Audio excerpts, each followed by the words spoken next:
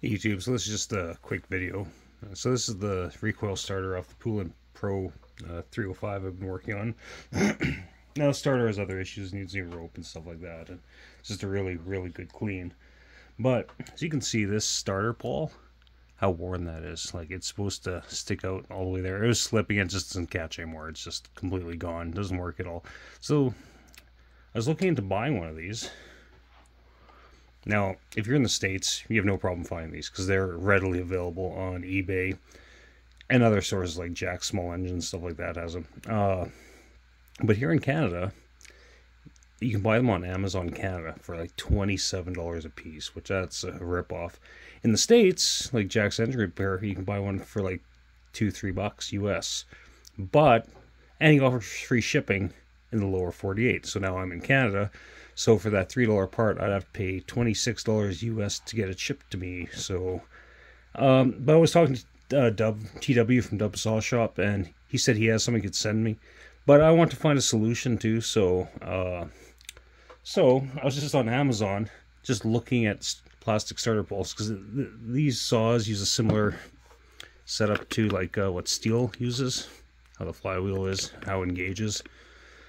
So I know the ones for like the 038 and stuff like that, they're bigger. They're way too big and they're a different style.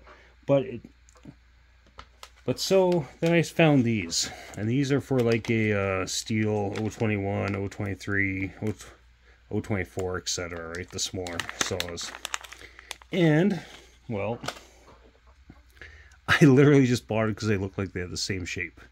And they kind of do. So obviously there's differences. That pin's a lot bigger there on the bottom. This pin's a lot smaller. So I'm playing with this, and it'd be hard to shave that down. That down to the size of that one, right? And try and get center. That'd be messy. I mean, you could do it, but that. So what I did instead is I drilled out the hole that it sits in. I didn't drill it all the way down, just in case I end up having to use an OEM one in case this didn't work. Because although you can find these, it's not like I'd be out of part. Like I get a new one or a used one. But so I drilled that hole, and then I cut down. Sorry, I'm kind of trying to look through the camera here. I cut down the pin, just because I didn't drill the hole all the way down. So we're gonna find out if this is gonna work. So let's see if we can bring you guys in closer. Some camera work. But yeah, so that's gonna sit down right there. Right in there. And then this all goes in like so. Use actually a metal tab instead of like the piece of wire that steels use. In my mind, this is a weaker system, but I mean, steel uses it. I mean, they do wear down, obviously, but I mean, it does work quite well. And the thing is, you don't have to worry about turning off the saw and trying to pull the rope back in, you know what I mean? Because it won't happen on these ones. Get that cinched down. It moves. I was worried about just being too tall, but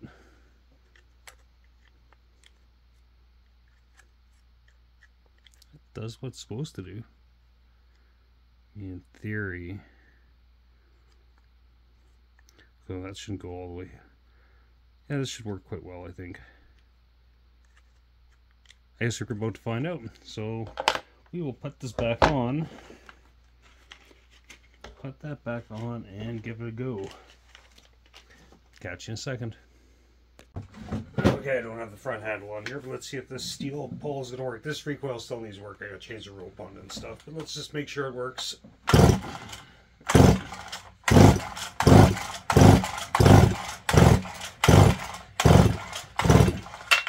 Yeah, I'd say that's a win. I just want to turn